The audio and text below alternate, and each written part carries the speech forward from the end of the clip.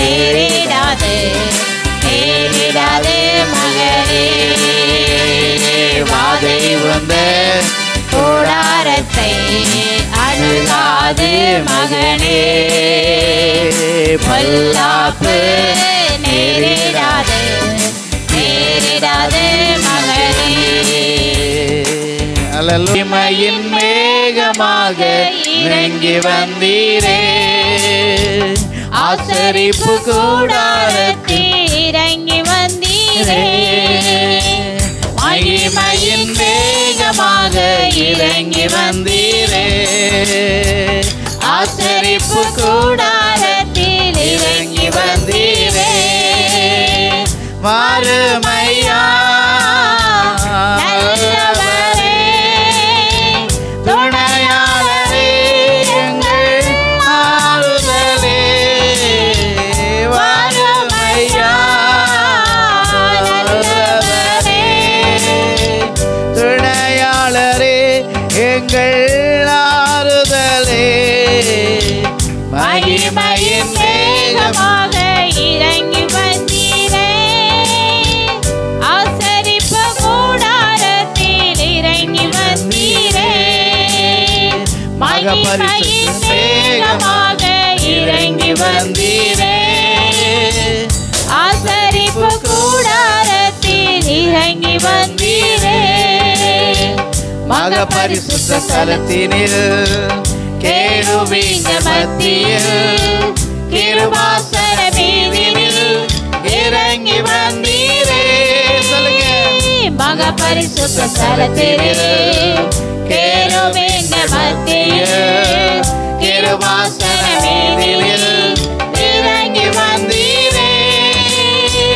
வாருமையா நல்லவரே, துணையாளரே, எங்கள் ஆறுதலே.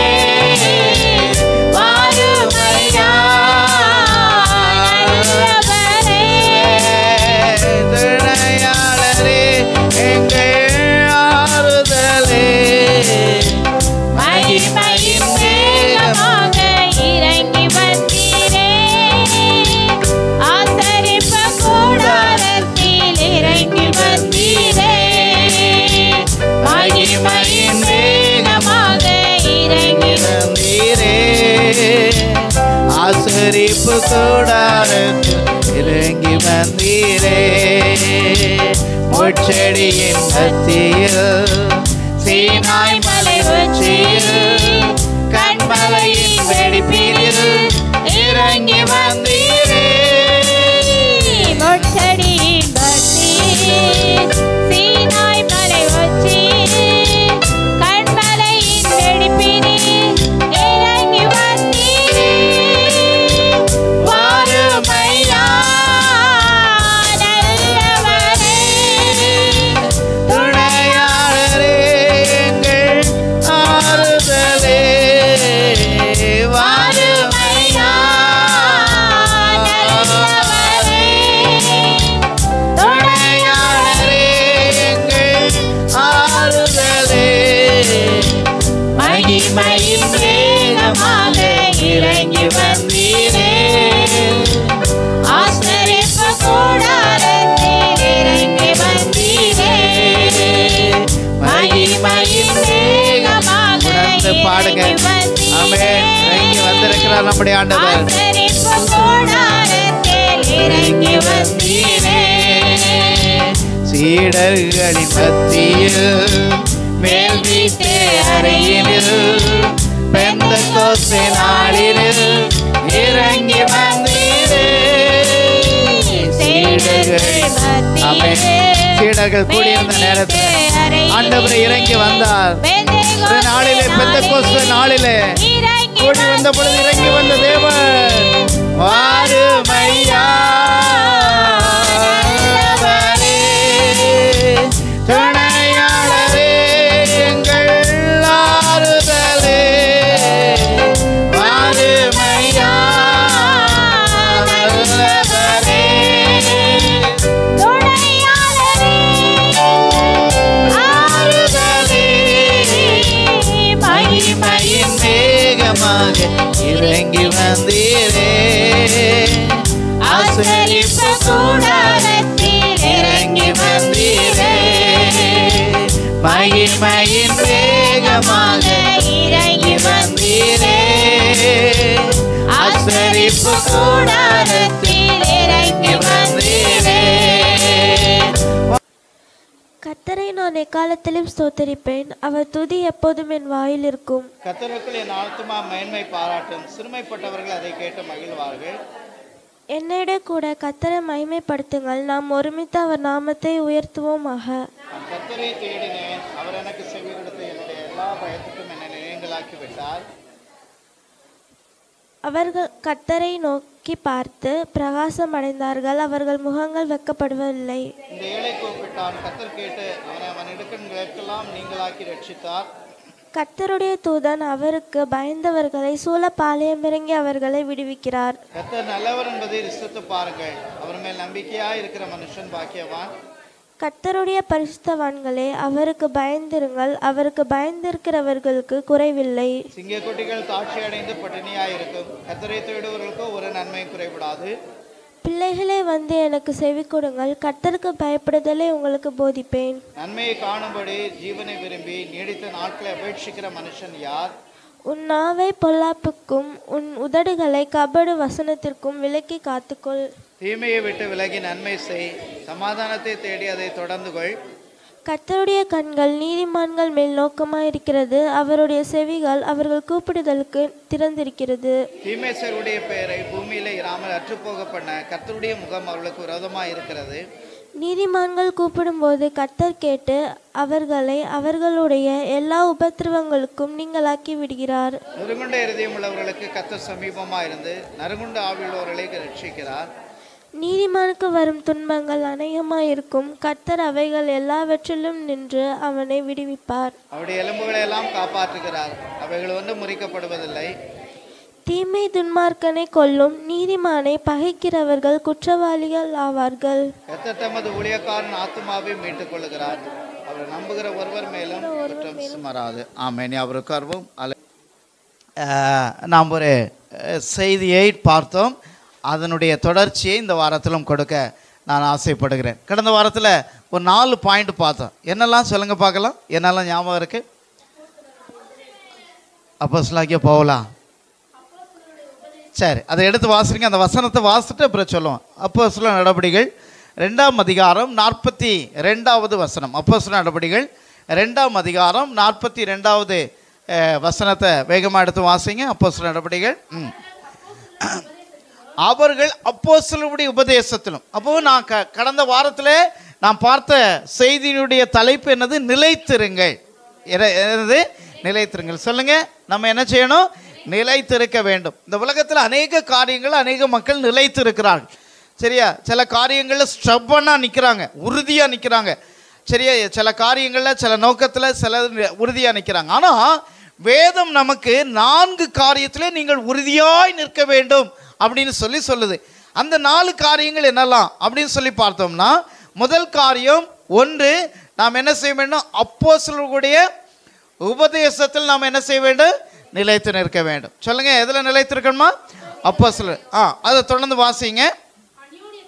அந்நியோன்யத்திலும் அப்பம் பிட்கிறதிலும் ஜெபம் பண்ணுகிறதிலும் உறுதியாய் தரித்திருங்கள். ஒரு அல்லேலூயா சொல்லலாமா? 4 காரியம் என்னெல்லாம்? முதல்ல அப்போஸ்தலர்களுடைய உபதேசத்தில் நிலைத்திருக்க வேண்டும். அப்போது கடந்த வாரத்தில் நம்ம அப்போஸ்தலருடைய உபதேசம்னா என்ன அப்படிங்கிறத பார்த்தோம். அப்போ அப்போஸ்தலருடைய உபதேசம்னா என்ன? ஆதி திருச்சபை எப்பொழுது உருவானது? ஆதி திருச்சபை எப்பொழுது உருவானது? இயேசு கிறிஸ்து இந்த உலகத்தில் வந்து மரித்து அவர் 3ஆம் நாள் என்ன செய்தார்? உயிரோடு எழுந்தார். உயிர் தெழுந்த பிறகு எத்தனை ஆண்டுகள் இந்த உலகத்தில் உயிரோடு இருந்தார்? சொல்லுங்க, எத்தனை நாட்கள் சீசர்களோடு உயிரோடு எழுந்தார்? எத்தனை நாட்கள்?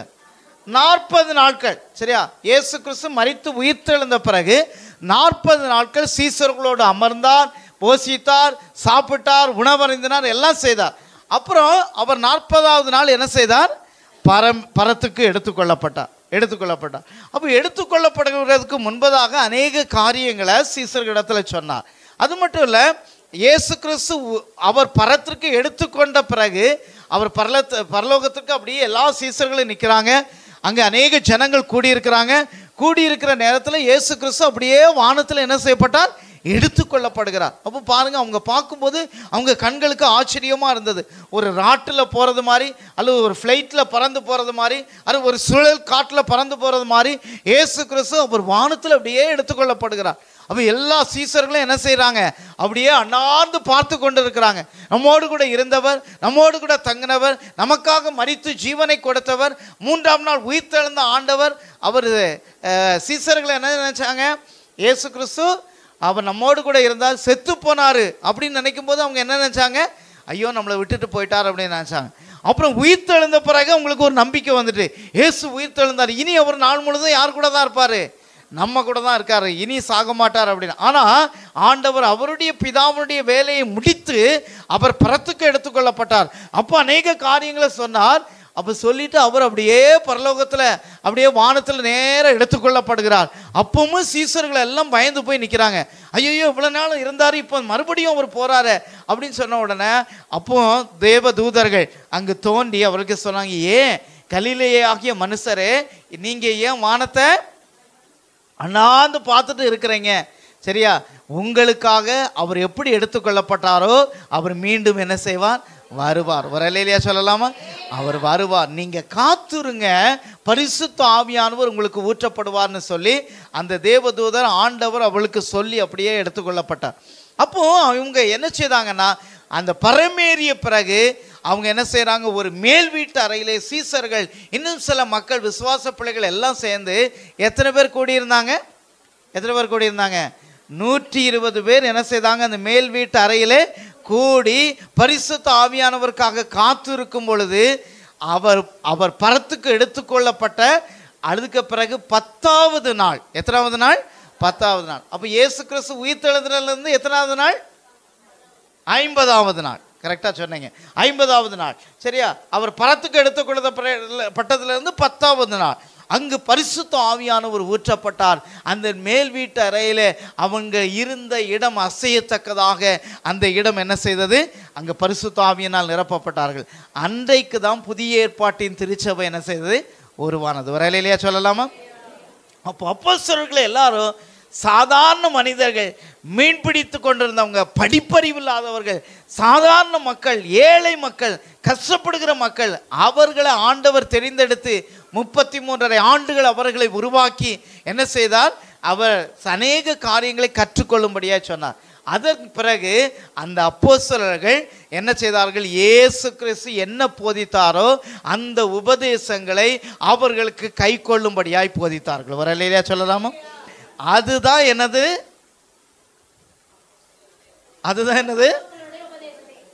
அப்போஸ்தலருடைய என்னது உபதேசங்கள்னா என்னங்கிறதுக்கு தான் இவ்வளோ நேரம் விளக்கம் சொன்னேன். அப்போ அப்போஸ்தலருடைய உபதேசம், அப்போ அப்போஸ்தலருடைய உபதேசம்னா அவர்கள் என்ன உபதேசித்தார்கள் என்று சொன்னால், நீங்கள் அநேக காரியங்களில் விசுவாசிகள் நிலைத்திருக்க வேண்டும் என்று சொல்லி உபதேசித்தார்கள். அப்போ பாருங்க, கொரிந்துவில் சபை ஆரம்பிக்கப்பட்டது.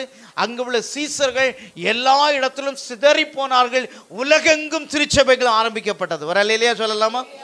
இன்றைக்கு எல்லா நாடுகளிலும் சொல்லப்போன எல்லா மெயின் சிட்டிகளிலும் இன்றைக்கு திருச்சபைகள் இருக்கிறது. அல்லேலூயா. ஏனென்று சொன்னால் ஆண்டவராகிய இயேசு கிறிஸ்து போதித்த அந்த காரியங்கள் சீசர்கள் எல்லா இடத்திலும் சொன்னார்கள். எல்லா இடத்திலும் போய் சுவிசேஷம் அறிவிக்கப்பட்டது.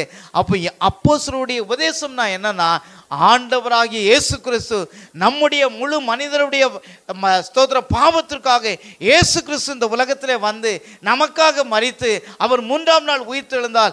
யார் ஒருவர் இயேசு கிறிஸ்துவை சொந்த இரட்சகராக ஏற்றுக்கொள்ளுகிறார்களோ அவர்களுடைய வாழ்க்கையிலே இயேசு கிறிஸ்து வருகிறார். அவர்கள் ரட்சிப்பை பெறுகிறார்கள். அவர்கள் ஆண்டவருடைய பிள்ளையாய் மாறுகிறார்கள். ஒரு அல்லேலூயா சொல்லலாமா? அல்லேலூயா. அப்போ இப்போ நம்மெல்லாம் யாரு? ஆண்டவருடைய பிள்ளை. எதனால் ஆண்டவருடைய பிள்ளையாய் மாற்றப்பட்டிருக்கிறோம்? எதனால் ஆண்டவருடைய கிறிஸ்தவ பெயர் வைத்ததுனால அல்ல, கிறிஸ்தவ பெயர் வைத்ததுனால அல்ல, அல்லது ஸ்தோத்திர செயின்ல ஒரு சிலுவை போட்டதுனால அல்ல, அல்லது சபைக்கு வருவதனால் நாம் கிறிஸ்தவராய் மாற்றப்பட்டது அல்ல. சரி, அப்போ கிறிஸ்தவங்க நீங்கள்லாம் சர்ச்சுக்கு போகிறீங்க, கிறிஸ்தவனா எதுக்கு? நம்ம பைபிளை தூக்குறதுனால கிறிஸ்தவர்கள் அல்ல. அப்படிப்பட்டவர்களாம் ஒன்று பெயர் கிறிஸ்தவர்களாய் அல்லது ஏதோ ஒரு பாரம்பரிய கிறிஸ்தவர்களாய் அல்லது மற்றவங்களை ஏமாற்றுகிற ஒரு கிறிஸ்தவர்களாக கூட இருக்கக்கூடும். ஆனால் உண்மையான கிறிஸ்தவர்கள் என்றால் யார் என்று சொன்னால், ஆண்டவராகிய இயேசு கிறிஸ்துவை சொந்த இரட்சகராக ஏற்றுக்கொண்டு அவருடைய பிள்ளையாய் மாறி அப்போஸ்தலர்கள் என்ன உபதேசித்தார்களோ அந்த உபதேசத்தை கடைபிடிக்கிறவர்கள் தான் என்ன செய்ய உண்மையான இயேசு கிறிஸ்துடைய சீசர்கள். ஒரு அல்லேலூயா சொல்லலாம். அப்போ நாமெல்லாம் யாரு? ஆண்டவருடைய சீஷர்கள். யாரு? சீசர்கள். சீசர்கள்லாம் யாரு? குருவை பின்பற்றுகிறவர்கள் சீசர்கள். குரு என்ன சொன்னாரோ அதை பின்பற்றுகிறவர்கள் தான் சீசர்கள். அப்போ அப்போஸ்தலருடைய உபதேசம் என்று சொன்னால் இயேசு கிறிஸ்துவை சொந்த இரட்சகராக ஏற்றுக்கொண்டு அவரை கடைசி வரைக்கும் பின்பற்றுகிறவர்கள். அது மட்டுமல்ல, ரட்சிப்பின் அனுபவத்தை பெற்றுக்கொண்டவர்கள். அது மட்டுமல்ல, ஆண்டவராகிய இயேசு வரப்போகிறார் என்பதை ஒவ்வொரு நாளும் நினைவு கூர்ந்து அதை அறிக்கையிட்டு வாழ்கிறவர்கள். ஒரு அல்லேலூயா சொல்லலாமா? நான் கடைசியாக சொன்ன பாயிண்டை திரும்பவும் சொல்கிறேன். இயேசுவை சொந்த இரட்சகராக ஏற்றுக்கொண்டு இயேசு கிறிஸ்து மீண்டும் வரப்போகிறார், என்னை பரலோகத்துக்கு சேர்த்து கொள்ள போகிறார் என்று சொல்லி அவருடைய வருகையை நினைவு கூர்ந்து அவருடைய வருகையை நினைவு அவர் வருகைக்கு ஆயத்தமாக ஒவ்வொரு நாளும் வாழுகிறவர்கள் தான் ஆண்டவருடைய சீசர் பிள்ளைகள். அல்லேலூயா. அப்போ நம்ம முதல்ல என்ன செய்யணும்? அப்போஸ்தலருடைய உபதேசத்தில் நிலைத்திருக்க வேண்டும். அதுதான் முதல் பாயிண்ட், நிலைத்திருக்கிற 4 காரியம். ரெண்டாவது பாயிண்ட் என்னன்னா, என்னது? அந்யோன்யம், ஒரு ஃபெல்லோஷிப். அப்போ ஃபெல்லோஷிப்னா நம்முடைய ஐக்கியம் எதில் இருக்கணும்? நம்முடைய ஐக்கியம் எதில் இருக்கணும்? சபையோடு கூட இருக்கணும். ஒரு அல்லேலூயா சொல்லலாமா? சரியா? அப்போ நம்ம எல்லாரும் ஒரே ஐக்கியம். சரியா? நம்முடைய தலை யாரு? கிறிஸ்து நமக்கு தலை. நம்ம எல்லாரும் யாரா இருக்கிறோம்? அவயவங்களா இருக்கிறோம். அப்போ ஒரு அவயவம் பாடுபடும் போது சந்தோஷப்படணுமா? துக்கப்படணுமா? சந்தோஷப்படணுமா? சரி, அப்போ நம்ம சபையில் எல்லாரும் ஐக்கியமாக இருக்க வேண்டும். ஒருவருக்கு ஒருவர் விட்டு கொடுக்க, ஒருவருக்கு ஒரு புரிந்து கொண்டு ஐக்கியம் உடையவளாக இருக்க வேண்டும். மூன்றாவது அவர் சொன்ன காரியம், மூன்றாவதுக்கு என்ன செய்யணும்? எதில் நிலைத்திருக்கணுமா? அப்பம் பிற்கிறதுல. சரியா? அப்போ நம்ம திருவிருந்து ரொம்ப முக்கியம். சரியா? அப்போ ஒவ்வொரு மாதத்திலும் முதல் நாளில் நடக்கிற அந்த திருவிருந்தில் நீங்கள் மிஸ் பண்ணவே கூடாது. அல்லேலூயா. அப்போ திருவிருந்து முக்கியம். அப்போ சபை, அதுதான் ஆண்டவர் சொன்ன அந்த உபதேசம், அந்த திருவிருந்து ஆராதனையில் பங்கெடுக்கணும். அது ஏதோ ஒரு சடங்காச்சாரமாய் அல்ல. அப்போ எதற்காக நினைவு கூறுங்க? திருவிருந்து எதற்காக எடுக்கிறோம்? ஒன்று, நாம் இயேசுவை ஏற்றுக்கொண்டு ரட்சிக்கப்பட்டிருக்கிறோம், ஞானஸ்தானம் எடுத்திருக்கிறோம். ரெண்டாவது என்ன செய்கிறோம்? நம்ம யாரோடு கூட ஐக்கியமாக இருக்கிறோன்னு அர்த்தம், இயேசுவோடு ஐக்கியம். மூன்றாவது காரியம் எதை நினைவு கூறும்படியா? அவருடைய மரணத்தையும் அவருடைய உயிர்த்தெழுதலையும் அவருடைய வருகையும் நினைவு கூறும்படியா. ஒரு அல்லேலூயா சொல்லலாமா? அப்போ நம்ம இந்த பந்தியில் நம்ம பங்கெடுக்கலைன்னா நம்ம அவருடைய உயிர்த்தெழுதலையும் மரணத்தையும் வருகையும் நம்ம என்ன செய்கிறோன்னு அர்த்தம்? மறந்துடுறோன்னு அர்த்தம். அப்போ அதில் நினைவு கூற வேண்டும். அப்போ இந்த காரியங்களில் கண்டிப்பாக நீ நிலைத்திருக்க வேண்டும். எதில் நிலைத்திருந்தோமோ இல்லையோ, சரியா, இதில் நிலைத்திருக்க வேண்டும் என்று சொல்லி வேதம் தெளிவாக சொல்கிறது. அடுத்தது 4வது காரியம் சொல்லுங்க. எதில் நிலைத்திருக்கணுமா? எதில்? ஜெபம் பண்ணுவதிலே உறுதியாய் தரித்திருக்க வேண்டும். அல்லேலூயா சொல்லலாமா? ஜெபம் பண்ணுகிறது, வேதம் வாசிக்கிறது, ஜெபம் பண்ணுறதுல நம்ம என்ன செய்யணும்? உறுதியாக தரித்திருக்க வேண்டும். அப்போ நம்ம இவைகளில் நிலைத்திருக்க வேண்டும். அப்போ என்னைக்காவது ஒரு நாள் பைபிள் படிக்கிறது அல்ல, என்னைக்காவது ஒரு பைபிள் படிக்கிறேன். நேற்று எனக்கு 11:30 மணிக்கு ஒருத்தர் ஃபோன் பண்ணுறார்.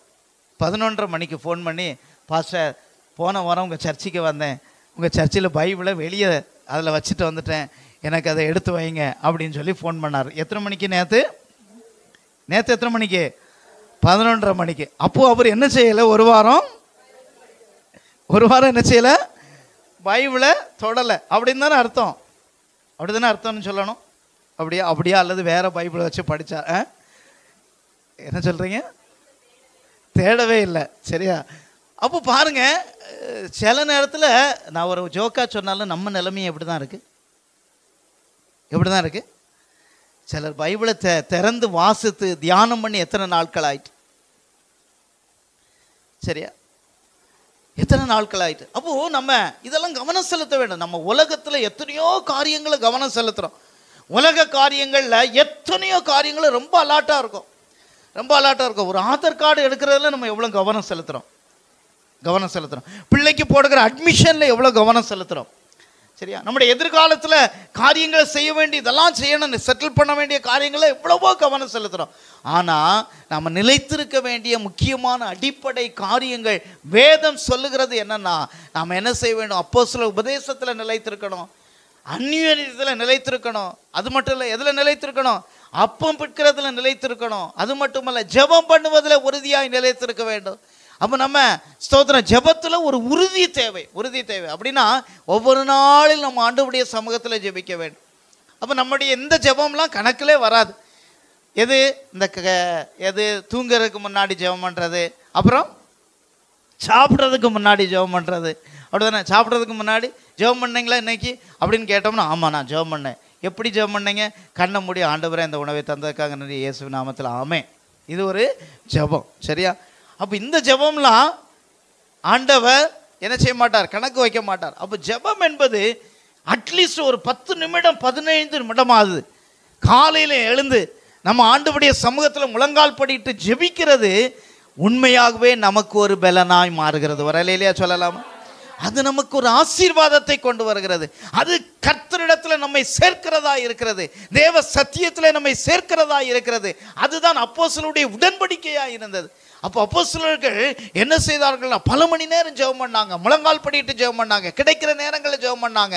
அவங்க என்ன செய்தாங்க? எல்லா காரியத்திலும் தரித்திருந்தார்கள் என்று சொல்லி பார்க்கணும். அப்போ ஆதி திருச்சபையில் அற்புத அடையாளங்கள் நடந்தது, அதிசயங்கள் நடந்தது, ஜெபம் பண்ண உடனே நிறைய காரியங்கள்லாம் நடந்தது. காரணம் என்னவென்னா, அவர்கள் எல்லாரும் ஒருமனப்பட்டு இருந்தார்கள். ஒரு இல்லையா சொல்லலாமா? அப்போ நம்முடைய சபையில் என்ன வேணும்? நமக்கு ஒரு ஒருமன தேவை. சரியா? அப்போ ஒருமனம் ஆகணும்னா, சரியா, நம்ம ஒவ்வொருவருமே என்ன சொல்லணும்? ஒவ்வொருவருமே ஒருமனப்படணும். இல்லையா சொல்லலாமா?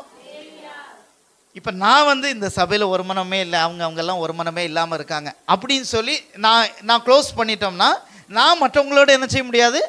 ஒருமனம் ஆக முடியாது. அப்போ நம்ம ஒவ்வொருத்தருமே அப்படி நினச்சாச்சுன்னா, இந்த சபையில் ஒருமனம் இல்லை அப்படின்னு எல்லாருமே நினச்சாச்சுன்னா எப்படி இருக்கும்? யாருமே யார்ட்டையும் என்ன செய்ய மாட்டோம்? பேச மாட்டோம். சரி, ஏதோ கடமைக்காக வருவோம் போவோம், அந்த நேரத்துக்கு வருவோம், நேரத்துக்கு போவோம் அப்படின்னு. அப்போது நம்ம ஒருமனம் என்பது எல்லாரும் ஒரு எல்லாத்துலேயும் ஆராதனை முடிஞ்ச உடனே, நான் ஒவ்வொரு வாரமும் ஆராதனை முடிஞ்ச உடனே சொல்லுகிற ஒரு வார்த்தை, என்ன வார்த்தை சொல்லுவேன்? என்ன ஆத்மாவை கர்த்தரை ஸ்தோத்திரியா. அப்படியா? அதெல்லாம் முடித்த பிறகு ஒரு வார்த்தை சொல்லுவேன். எல்லாரும் அந்த வார்த்தையை நான் ஒரு ஆராதனையிலும் விட்டது கிடையாது. ஒருவருக்கொருவர் என்ன செய்வோம்? கரங்களை பிடித்து பிரைஸ் எல்லாம் சொல்லி கடந்து செல்வோம். அது ஒவ்வொரு வாரமும் எல்லா வாரத்திலும் சொல்லுவோம். அப்போ நம்ம என்ன செய்யணும்? அப்படி ஒரு ஐக்கியம் உண்டாகும். இல்லையா சொல்லலாமா? அது நல்லதா கெட்டதா? செய்யலாமா செய்யக்கூடாதா? இன்னைக்கு செய்யலாமா? சரியா? ஆதி அப்போஸ்தலர் சபையில் எல்லாரும் என்ன கட்டி படித்து என்ன செய்தாங்க? ஒருவருக்கொருவர் முத்தங்களை பகிர்ந்து கொண்டாங்க. நீங்கள் அப்படியெல்லாம் முத்தம்லாம் என்ன செய்ய வேண்டாம், கொடுக்கணும் வேண்டாம், அப்படியெல்லாம் கட்டியெல்லாம் பிடிக்கணும்னு வேண்டாம். சரியா? நம்ம ஒரு ஐக்கியத்தை பிரைஸ் தி லார்ட் அப்படின்னு சொல்லி நம்ம தெரியப்படுத்த வேண்டும். ஒரு இல்லையா சொல்லலாமா? அப்போ ஒருமனப்பட்டு இருந்தார்கள். அடுத்தது கடைசியாக சொல்லப்பட்டிருக்க ஜெபத்திலே தரித்திருந்தார்கள் அப்படின்னு சொல்லி பார்க்குறோம். அப்போ நம்ம என்ன செய்ய வேண்டும்? ஜெபத்திலே தரித்திருக்க வேண்டும். அப்போது இப்போ இன்றைக்கி 2வது பாயிண்ட்டை மட்டும் கொஞ்சம் விளக்கி வேகமாக நான் சொல்லிடுறேன். 2வது பாயிண்ட் என்னது? முதல் பாயிண்ட் என்னது? எல்லாரும் சொல்லுங்கள். 4 பாயிண்ட் என்னதான்? எதில் நம்ம தரித்திருக்க வேண்டும்? தரித்திருக்க வேண்டிய கட்டாயம் கிறிஸ்தவர்களாகிய நாம் ஆண்டவரை பின்பற்றுகிறோம் என்று சொல்லுகிற நாம் தரித்திருக்க வேண்டிய 4 காரியம். ஒன்று என்னது? அப்போஸ்தலருடைய உபதேசம் என்ன? இயேசு நமக்காக மரித்தார், அவர் உயிரோடு எழுந்தார், நான் ஆண்டவருடைய பிள்ளை என்பது, அதுதான் உபதேசம். அப்போ அதில் நிலைத்திருக்கணும். 2வது அந்நியோன்யத்தில் நிலைத்திருக்கணும். 3வது அப்பம் பிற்கிறதுல நிலைத்திருக்கணும். 4வது ஜெபத்தில் உறுதியாக தரித்திருக்கணும். அப்போ 2வது பாயிண்ட் என்னது?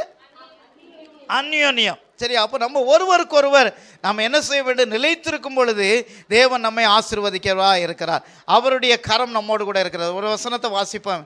அப்போஸ்தலர் நடபடிகள், யோவான் எழுதின நற்செய்தி நூல் 13ஆம் அதிகாரம் 34ஆம் வசனத்தை எடுத்து வாசிங்க. யோவான் எழுதின நற்செய்தி நூல் 13. நீங்கள் ஒருவரில் ஒருவர் அன்பாய் இருங்கள், நான் உங்களில் அன்பாய் இருந்தது போல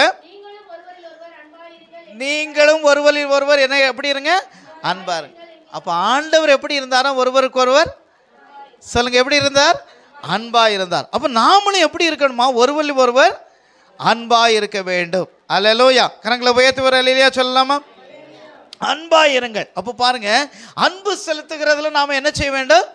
முந்திக் கொள்ள வேண்டும். ஆனா இப்போ நம்ம எதுல முந்திக் கொள்கிறோம்? சண்டை போடுறது இல்லையா? நான் சொல்லலை, நிர்மலா ஸ்டாதான் சொல்றேன். சண்டை போடுறதில்ல, சரியா? அப்போ நம்ம எதுல முந்திக் கொள்ள வேண்டும்? ஒருவர் ஒருவர் அன்பா இருக்க வேண்டும். அப்போ பாருங்க, ஒருவர் ஒருவர் அன்பு கூற கடவோம், சரியா? அப்போ ஒருவர் ஒருவர். அப்போ ரோமர் 12ஆம் அதிகாரம் 10ஆம் வசனத்தை எடுத்து வாசிங்க. ரோமர் 12:10 வாசிங்க. ரோமர் 12:10. சகோதர சிநேகத்திலே ஒருவர் ஒருவர் எப்படி இருங்க? பட்சமாயிருங்க. அல்லேலூயா. அப்போ பாருங்க, என்ன செய்யணும்? ஒருவருக்கு ஒருவர் சகோதர சிநேகம். எதுல இருக்கணுமா? என்ன சிநேகம் இருக்கணுமா? சகோதர சிநேகம். சகோதர சிநேகம். சகோதர சிநேகம்னா, சரியா? ஏன் சகோதர சிநேகத்தை சொல்லியிருக்கு? ஏன் சகோதர சிநேகத்தை சொல்லியிருக்கு? சரியா? சகோதரன் எந்த சூழ்நிலையும் தன்னுடைய சகோதரன் நினைச்ச மாட்டான். விட்டு கொடுப்பானா? விட்டு கொடுக்கவே மாட்டான். ஆனால் இப்போ சகோதர சிநேகம் என்ன செய்துட்டே வருது? குறைஞ்சிக்கிட்டே வருது, சரியா? வேற எல்லாத்தையும் காப்பாற்றுவாங்க, சகோதரன் என்ன செய்வாங்க? விட்டு கொடுப்பாங்க. அப்படிப்பட்ட சூழ்நிலை இன்றைக்கு. அப்போ பாருங்க, சகோதர சிநேகம் உடையவர்களாய் நாம் என்ன செய்ய வேண்டும்? இருக்க வேண்டும். சகோதர சிநேகம் எடுக்க வேண்டும். அடுத்தது அதை தொடர்ந்து வாசிங்க. சகோதர சிநேகத்திலே நிலைத்திருங்கள், அசதியா இராமல் ஜாக்கிரதையா இருங்கள், ஆவியிலே அணங்க. போதும். அப்போ பாருங்க, அப்போ சகோதர சிநேகத்தில் நிறைவேற்றிருக்கு. அப்போ ஒருவருக்கு ஒருவர் முதல்ல என்ன செய்ய வேண்டுமா? அன்பு செலுத்த வேண்டும். இல்லையா சொல்லலாமா? அப்போ நம்ம ஒருவருக்கு ஒருவர் அன்பு செலுத்துகிறோமா? யோசனை பண்ணி பாருங்க. நம்ம மற்றவர்களை நேசிக்கிறோமா? விட்டு கொடுக்குறோமா? மன்னிக்கிறோமா? புரிந்து கொள்கிறோமா? அப்போ ஒருவருக்கு ஒருவர் நீங்கள் என்ன எப்படி இருங்க? அன்பா இருங்கள். ரெண்டாவது காரியம், ஒருவருக்கு ஒருவர் என்ன செய்யுங்க? சரியா? சகோதர சேகரத்தில் நிலைத்திருங்கள். மூன்றாவது காரியம், யாக்கோபின் புத்தகம் 5ஆம் அதிகாரம் 16வது வசனத்தை எடுத்து வாசிங்க.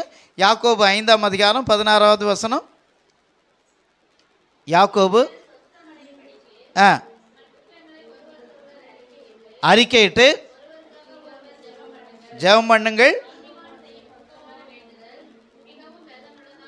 ஆமென். அல்லேலூயா. அப்போ பாருங்க, நாம் ஒருவருக்காக ஒருவர் என்ன செய்ய வேண்டுமா? ஜெபம் பண்ண வேண்டும். இல்லையா சொல்லலாமா? அப்போ நம்ம ஒருவருக்காக ஒருவர், மற்றவர்களுக்காக, சரி, யாராவது ஒருத்தர் கஷ்டப்படுறாங்களா? நீங்கள் நம்ம எனக்கு பெருசாக அவங்களால கொடுத்து உதவ முடியலை, எனக்கு பண உதவி செய்ய முடியலை, பரவாயில்ல, அவங்கள்ட்ட விசாரிக்கணும், கண்டிப்பாக விசாரிங்க, சரியா? அடுத்தது, நான் வேற எதுவும் போய் இருந்து அவங்களுக்கு செய்ய முடியலை, பரவாயில்ல, ஆனால் அவர்களுக்காக ஒரு 5 நிமிடம் என்ன செய்யலாம்? நாம் ஜெபம் பண்ண. ஜெபம் பண்ணுறதுக்கு கஷ்டமா? ஜெபம் பண்ணுறதுக்கு பணம் கொடுக்கணுமா? ஜெபம் பண்ணுறதுக்கு பணம் கொடுக்கணுமா? இந்த மற்ற மார்க்க மக்கள் சொல்லுவாங்க, இந்த கிறிஸ்தவர்கள் பல மணி நேரம் யாருக்காக ஜெபம் பண்ணுறாங்க? மற்றவர்களுக்காக, தேசத்துக்காக ஜெபம் பண்ணுறாங்க. ஒரு யுத்தம் வந்தால், ஒரு பஞ்சம் வந்தால், ஒரு பிரச்சனை வந்தால் பல மணி நேரம் முழங்கால் படிட்டு தங்களை ஒடுக்கி உபவாசித்து தியாகத்தோடு என்ன செய்கிறாங்க? ஜெபிக்கிறாங்க. அப்போ நம்ம என்ன செய்யணும்? ஒருவருக்கு ஒருவர் என்ன செய்ய வேண்டும்? ஜெபம் பண்ண வேண்டும். அப்போ ஜெபத்திலே நாம் என்ன செய்ய வேண்டும்? தரித்திருக்கிறவர்களாக இருக்க வேண்டும். ஒருவருக்கு ஒருவர் ஜெபிக்க வேண்டும். அடுத்தது, கொலோசையர் 3ஆம் அதிகாரம் 13ஆம் வசனத்தை வாசிங்க. கொலோசையர் 3ஆம் அதிகாரம் 13வது வசனத்தை வாசிங்க. அங்கே என்ன சொல்லப்பட்டிருக்கிறது? ஒருவருக்கு ஒருவர், வேகமா, ஒருவருக்கு ஒருவர் குறைபாடு உண்டானால் கிறிஸ்து உங்களுக்கு மன்னித்தது போல ஒருவருக்கு ஒருவர் என்ன செய்யுங்க? மன்னியுங்கள். ஒரேலையா சொல்லலாமா?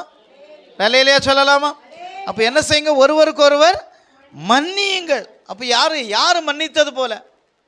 யார் மன்னித்தது போல? நம்ம ஃப்ரெண்டு மன்னித்தது போல, அல்லது அவங்க நம்மளை மன்னிச்சவங்க மன்னித்தது போல அல்ல. யார் மன்னித்தது போல? கிறிஸ்து மன்னித்தது போல. அப்போ இயேசு நம்மளை எப்படி மன்னித்தார்?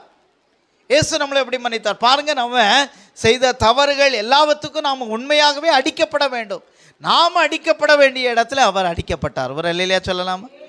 நமக்கு பதிலாக கிருபாதர பலியாக, அல்லது ஸ்தோத்திரம், அவர் நமக்கு பிரகாரமாக அவர் பலியானார். அது மட்டுமல்ல, அவர் எல்லாரையும் மன்னித்தார். அல்லேலூயா. இந்த உலகத்தில் உள்ள எந்த மனுஷனா எவ்வளவு பெரிய குற்றவாளியாக இருந்தாலும் சரி, ஆண்டவரிடத்தில் ஒருவர் வருவார்களானால் கர்த்தர் அவர்களை என்ன செய்கிறவராக இருக்கிறார்? என்ன செய்கிறவராக இருக்கிறார் சொல்லுங்க? மன்னிக்கிறவராக இருக்கிறார். ஆனால் இன்னைக்கு மன்னிக்கிற ஒரு அனுபவம் ஸ்தோத்திரம் உலக மக்களுக்கும் குறைஞ்சி போச்சு, கிறிஸ்தவர்களுக்கும் என்ன செய்யுது? குறைஞ்சி போச்சு, குறைஞ்சி போச்சு. மன்னிக்கிறதா அது ஏன் சந்ததியிலையும் வராது. சாரிங்கிற வார்த்தை நான் என்ன செய்ய மாட்டேன், என்ன செய்ய மாட்டேன், சொல்லவே மாட்டேன். நான் எதுக்கு சொல்லணும்? அதுக்கு 1000 காரணம் சொல்லணும். நான் எதுக்கு சொல்லணும் அப்படின்னு ஸ்டெபனாக நிற்பாங்க, ஸ்டெபனாக நிற்பாங்க. அப்போது நம்ம ஒரு சின்ன பிரச்சனை வந்துட்டு அதில் வந்து சாரி சாரி சாரின்னு ஒரு 3 முறை சொல்லி பாருங்க, உண்மையாகவே எப்படிப்பட்ட ஒரு நபரும் நம்மளை மன்னிப்பாங்க. ஒரு அலையிலேயே சொல்லலாம். அல்லது நம்ம மேலே தவறே இல்லாட்டாலும் பரவாயில்ல, சாரின்னு ஒரு வார்த்தை சொல்லிட்டோம்னா என்ன செய்வாங்க? எப்படிப்பட்ட ஒரு கோபக்காரங்களும் என்ன செய்திருவாங்க? அமைதியாக போயிடுவாங்க. அப்போது மன்னிக்கிற ஒரு சுவாபம் நமக்கு காணப்பட வேண்டும், மன்னிப்பு கேட்கிற ஒரு சுவாபம் நமக்கு காணப்பட வேண்டும். அப்போது ஒருவரில் ஒருவர் நீங்கள் என்ன செய்யுங்க? மன்னியுங்கள். ஒரு அலையிலேயே சொல்லலாமா? அப்போது நம்ம காண்கிற ஒரு மக்கள்கிட்ட நம்ம ஒருவருக்கு ஒருவர் மன்னிக்காட்டா எப்படி நம்ம பரலோகத்துக்கு போக முடியும்? சரியா? அதான் ஆண்டவர் சொல்ல, காண்கிற சகோதரனே நீ என்ன செய்யலை? நேசிக்கலை, நேசிக்கலை. ஒரு சகோதர இடத்துல அன்பு வராமல் எப்படி அன்பு வர முடியும் அப்படிங்கிற. அதே மாதிரி ஒரு காணிக்கையை நம்ம கொண்டு வந்து கொடுத்துட்றோம். அப்போ காணிக்கை ஆண்டவருக்கு பெருசு இல்லை. ஆண்டவர் சொல்கிறாரு, என் காணிக்கை பெருசு இல்லைப்பா, என் காணிக்கை நீ அதில் வை, ஒதுக்கி வை, வச்சுட்டு உன் சகோதர இடத்துல முதல்ல என்னச்சு போய் நீ மன்னிப்பு கேட்டு ஒப்புரவாகிட்டு உன் காணிக்கை எங்கே செலுத்து? பலிபீட இடத்துல செலுத்த. அப்பொழுது உன் காணிக்கை என்ன செய்யப்படும்? அங்கீகரிக்கப்படும். அப்போ நம்ம ஆண்டவருக்கு சரியா கொஞ்சம் பணத்தை கொடுத்துட்டோம்னா அல்லது ஒரு காணிக்கையை கொடுத்துட்டோம்னா நம்ம பாவங்களெல்லாம் மன்னிக்கப்பட்டுருமா? இல்லை. நம்ம முதல்ல கொடுக்கறதுக்கு முன்பதாக நாம் மற்றவரிடத்தில் மன்னிக்கிற ஒரு சகோதரனை மன்னிக்காமல் அவனிடத்தில் கோவித்து கொண்டு வந்து நம்ம கொடுக்குற எந்த ஒரு காரியமும் ஆண்டவர் என்ன செய்ய மாட்டார்? ஏற்றுக்கொள்ளவே மாட்டார். வர இல்லையா சொல்லலாமா? ஏற்றுக்கொள்ளவே மாட்டார். அப்போ ஒருவருக்கு ஒருவர் நாம் என்ன செய்ய வேண்டும்? மன்னிக்கிற சுவாபம் இருக்க வேண்டும். அடுத்தது 1 தெசலோனிக்கேயர் 5ஆம் அதிகாரம் 11வது. இன்னும் ஒரு 2 காரியத்தை பார்த்து நம்ம முடிக்க போகிறோம். 1 தெசலோனிக்கேயர் 5ஆம் அதிகாரம் 11வது வசனத்தை வாசிங்க.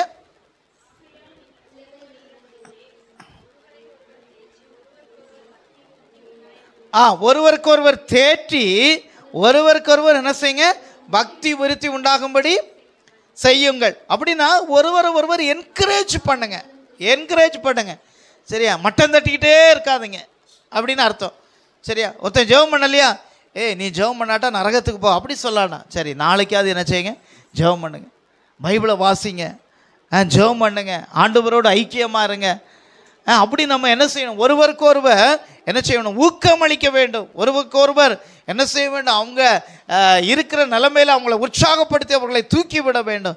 அப்போ ஒருவருக்கு ஒருவர் நாம் ஊக்கமளிக்கிறவர்களாக இருக்க வேண்டும். எபிரேயர் 10ஆம் அதிகாரம் 24ஆம் வசனத்தை வாசிங்க. எபிரேயர் 10ஆம் அதிகாரம் 24ஆம் வசனத்தை வாசிங்க. எபிரேயர் 10:24. மேலும்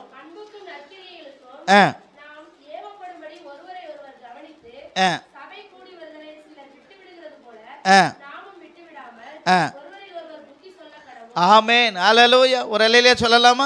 அப்போ சபை கூடி வருதலை சிலர் விட்டு விடுகிறது போல நீங்கள் என்ன செய்யக்கூடாதான்? விட்டு விடக்கூடாது. அப்போ ஒருவருக்கு ஒருவர் நம்ம அன்பு செலுத்து சபை கூடி வருதலை.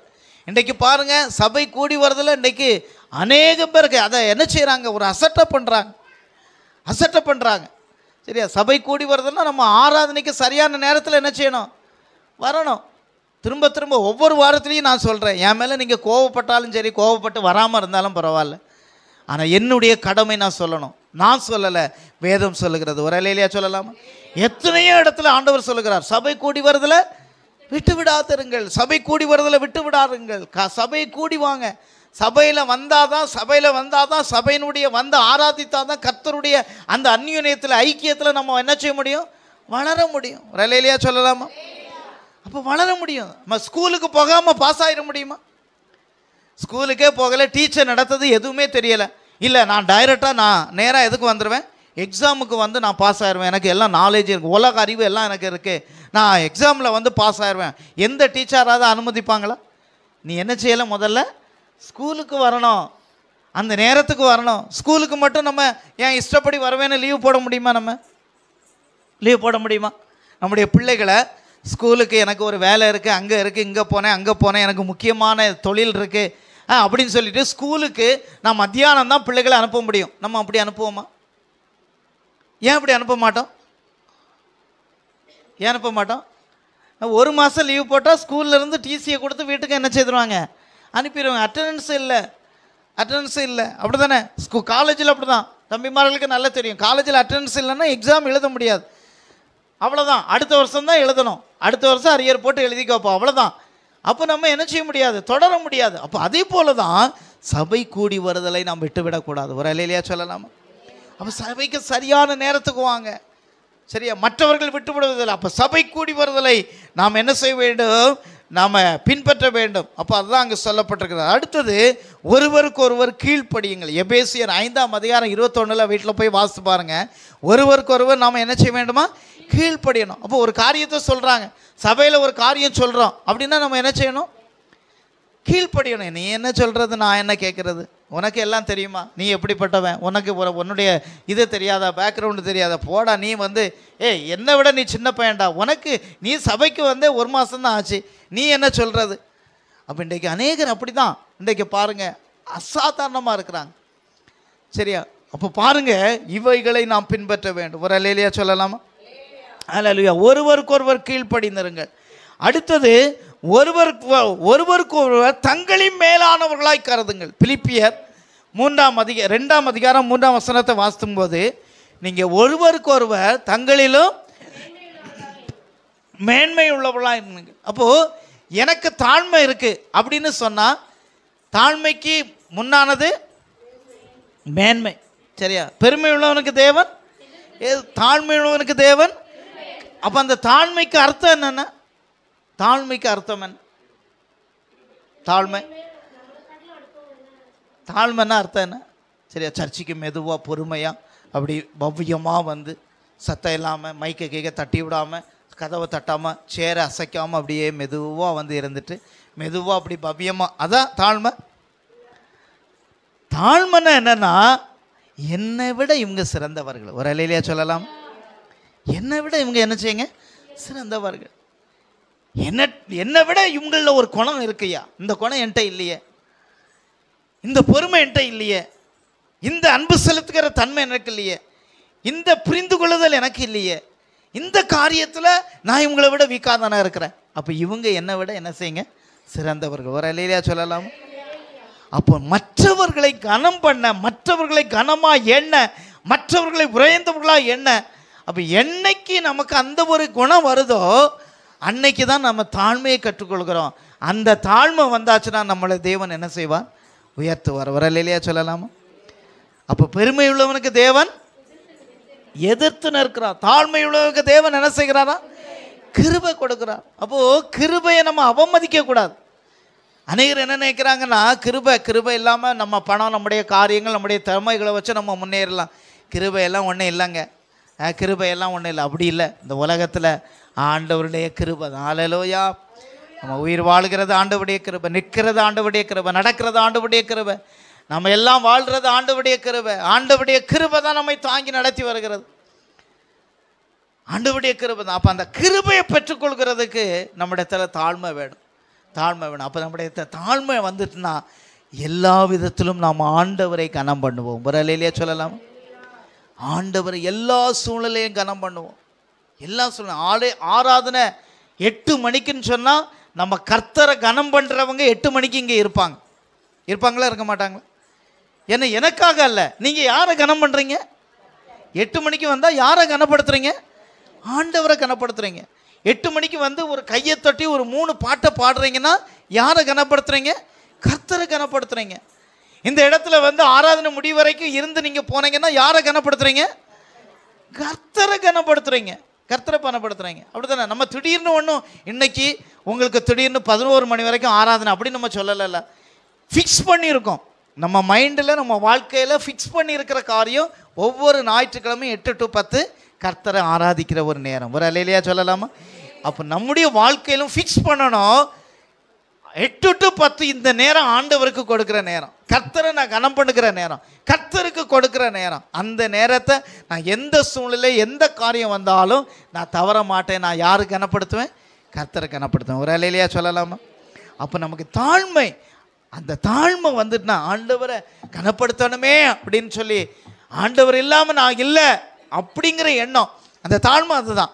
ஆண்டவர் இல்லாட்ட நான் இல்லைப்பா, ஆண்டவர் இல்லாட்ட நான் இல்லை. இந்த உலகமே, இந்த அணு, இந்த உது எல்லாமே அசைவது அவரால் தான். ஹல்லேலூயா. அப்போது கடவுள் இல்லாமல் இந்த அணுவேதும் என்ன செய்வதில்லை? அசைவதில்லை. அப்போ அணுன்னா என்னது? அணுவை பார்த்துருக்கோமா? சரியா? அணுவை பார்க்கவே முடியாது, கண்ணுக்கு தெரியாத ஒரு காரியம். சரியா? கண்ணுக்கு தெரியாத ஒரு காரியம். ஒரு பொருளை அதை அணுவணுமாக பிரித்தோம்னா அதில் கோடியாக பிரித்த பிறகு ஒன்று, அது கூட அவர் இல்லாமல் என்ன செய்யாதான்? அசைவதில்லை. ஒரு அலையிலையா சொல்லலாமா? அவர் கர்த்தர் இல்லாமல் நான் இல்லை, அவர் இல்லாமல் நான் இல்லை, என் பலன் எல்லாம் அவர் தான், அவர் இல்லாமல் நான் ஒன்றுமே இல்லை அப்படின்னு சொல்லி நம்ம கர்த்தரை கனம் பண்ணும் பொழுது அப்போது அதுதான் நமக்கு ஒரு ஆசீர்வாதத்தை கொண்டு வருகிறது. அடுத்தது கடைசியாக ஒன்று, யாக்கோபு 4ஆம் அதிகாரம் 11வது வசனத்தை வாசிங்க. யாக்கோபு 4:11. சகோதரரே,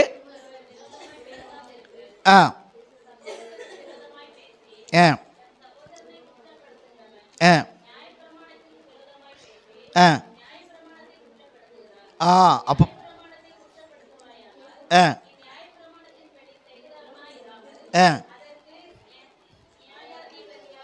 இருப்பாய். அப்போ பாருங்க, உன் சகோதரனுக்கு விரோதமா நீ என்ன செய்யாத? புறம்பா பேசாத. அப்போ பாருங்க, நம்மள ஒரு சகோதரன், அப்போது என்னை பற்றி இன்னொருத்தட்ட சொல்கிறது, இன்னொருத்தட்ட பற்றி இன்னொருத்தட்ட சொல்கிறது, அவங்கள பற்றி இவங்கள்ட்ட பேசுகிறது, இவங்கள்ட்ட பற்றி இவங்கள பேசுகிறது. அப்படி நம்ம செய்தோம்னா நம்ம என்ன செய்கிறோமா? நியாயப்பிரமாணத்தை நாமளே நியாயம் தீர்க்கிறவங்களாக இருப்போம். அப்போ நாமளே நியாயம் தீர்க்கிறவங்களாக இருந்தோம்னா ஆண்டவரிடத்தில் நமக்கு என்ன இல்லை? பலன் இல்லை, ஆசீர்வாதம் இல்லை. அப்போ நாம் என்ன செய்யணும்? ஒருவருக்கொருவர் என்ன செய்யணும்? விட்டு கொடுக்கிறவர்களாக, நேசிக்கிறவர்களாக, ஜெபிக்கிறவர்களாக, அன்பு செலுத்துகிறவர்களாக. இதுதான் அந்யோன்யம் என்று சொல்லுகிறது. ஒரு அலையிலையா சொல்லலாம். அப்போது 4 காரியத்தில் நிலைத்திருக்கிறோம். 2வது காரியம் என்னது பார்த்தோம்? 2வது காரியம் அந்யோன்யம். அப்போ அந்த அந்யோன்யம் என்று சொன்னால் ஒருவரில் ஒருவர் அன்பு செலுத்துவது, ஒருவரை ஒருவர் நேசிக்கிறது, ஒருவரை ஒருவர் கனப்படுத்துவது, ஒருவரை ஒருவர் தன்னிலும் மேலாக நினைப்பது. நான் தான் எல்லாம்னு நீங்கள் நினச்சிட்டிங்கன்னா அவ்வளோதான். எனக்கு எல்லாம் தெரியும், என்னால் முடியாதது ஒன்றுன்னு நினச்சிட்டிங்க, முடிஞ்சு போச்சு. அப்போ நான் ஒன்றுமே இல்லைப்பா, நான் ஒன்றுமே இல்லை, என்னால் ஒன்றும் முடியாது, நீங்கள் தான் எல்லாம் அப்படின்னு ஆண்டவற்றை நம்ம 0 போட்டு நம்ம அவர்கிட்ட போய் நின்னோம்னா அவன் நமக்கு ஒன்றாக மாறிட்டா அது மதிப்பில்லாத ஒரு தொகையாய் மாறிவிடும். ஆனால் நாம் இல்லான்னு நம்ம நினச்சிட்டோம்னா எதையுமே பெற்றுக்கொள்ள முடியாது. அப்போ எல்லாவற்றையும் நாம் அவரை கனப்படுத்த, அவரை முன்னிலைப்படுத்த, அவருக்கு முக்கியத்துவம் கொடுப்போம். நம்முடைய வாழ்க்கையிலே தேவன் பெரிய ஆசீர்வாதங்களை நம்முடைய வாழ்க்கையில் செய்வார். ஒரு அலையிலையா சொல்லலாமா? எங்களை மூடுவோமா? நாம் இன்றைக்கு கற்றுக்கொண்ட சத்தியம் ஒரு ஆழமான சத்தியம். அது ஒருவேளை உங்களுக்கு ஊனை குத்தக்கூடியதாக இருக்கலாம், அல்லது ஏதோ உரைக்கிற மாதிரி இருக்கலாம். ஆனால் அது ஆண்டவருக்கு நாம் செலுத்த வேண்டிய கடமை, அந்த அப்போஸ்தலருடைய உபதேசத்தில் நிலைத்திருக்க வேண்டிய கடமை, நாம் நிலைத்திருக்க வேண்டிய 4 காரியம். சபை கூடி வரதில் விட்டு விடாதீங்க, ஜெபத்தில் நீங்கள் விட்டு விடாதீங்க, அல்லது அந்யோன்யத்தை விட்டு விடாதீங்க, அப்போஸ்தலருடைய உபதேசத்தில் நீ நிலைத்திருங்க. இதை விட்டுட்டு நம்ம போனோம்னா நம்ம வாழ்க்கையில் எந்த நன்மையும் நாம் பெற்றுக்கொள்ள முடியாது. அல்லேலூயா.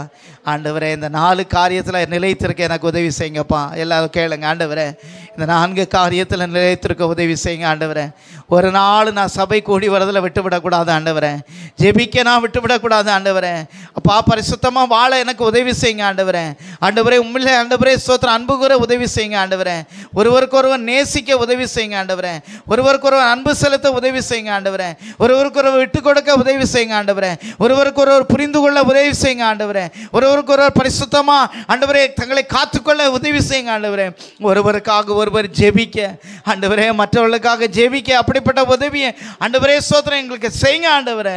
ஆண்டவரே இந்த காரியங்களில் நாங்கள் நிலைத்திருக்கிற ஆண்டவர் நேரம் எங்களுக்கு கிருபை தரும்படியாக ஜெபிக்கிறோம். ஆண்டவரே இந்த சத்தியத்தில் நாங்கள் வளர நிலைத்திருக்க ஆண்டவரே ஸ்தோத்திரம் ஆண்டவரே உதவி செய்யுங்க ராஜா. ஆண்டவரே நாங்கள் ஆண்டவரே ஏதோ வந்து போகிறவர்களாய் இல்லாதபடி நாங்கள் உண்மையான உம்முடைய சீசர்களாய் வாழ்வதற்கு கர்த்தர் எங்களை நிலைப்படுத்துங்க, தகுதிப்படுத்துங்க. அதன்படி வாழ எங்களுக்கு உதவி செய்யுங்க ராஜா. ஆண்டவரே துதிக்கிறோம். அப்படிப்பட்ட காரியங்களில் வளருவதற்கு உதவி செய்யுங்க. எங்களை அர்ப்பணிக்கிறோம், தாழ்த்துக்கிறோம். இயேசு கிறிஸ்துவின் மூலம் ஜெபிக்கிறோம் எங்கள் ஜீவனுள்ள நல்ல பிதாவே. ஆமேன், ஆமேன், ஆமேன். நம்முடைய கர்த்தராகிய இயேசு கிறிஸ்துவின் கிருபை, பிதாவாகிய தேவனுடைய அன்பு, பரிசுத்த ஆவியானுடைய அந்யோன்ய ஐக்கியம், சிநேகம், சமாதானம் இன்னும் சதா காலங்களிலும் அனைவரோடு கூட நிலைத்திருப்பதாக. ஆமென். எல்லாரும் சேர்ந்து சொல்ல, என் ஆத்துமாவே கர்த்தரை ஸ்தோத்திரி, என் முழு உள்ளமுடைய பரிசுத்த நாமத்தை ஸ்தோத்திரி. என் ஆத்துமாவே கர்த்தரை ஸ்தோத்திரி, கர்த்தர் செய்த சகல வாழ்வையும் மறவாதே. ஆமேன், ஆமேன். அல்லேலூயா.